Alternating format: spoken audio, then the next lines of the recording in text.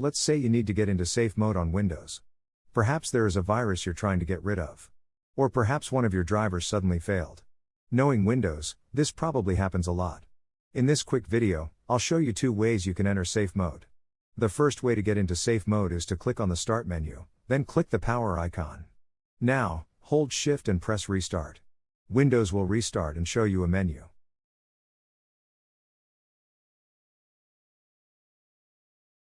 Here, click Troubleshoot, then click on Advanced Options. Here, click Startup Settings. Now, click Restart. After Windows reboots, you will see a Windows 7-like menu with boot options. Use the arrow keys to scroll to Safe Mode, and choose from the 3 options.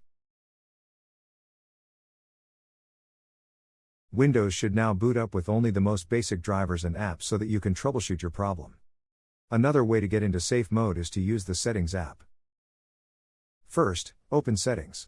Then search for Advanced Startup and click on the result. Now, click Restart, and everything else is pretty much the same.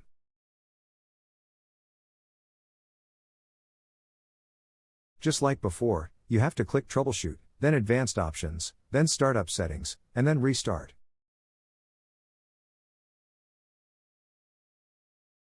Windows will bring you to the same menu and you can boot into safe mode. That's all for this video.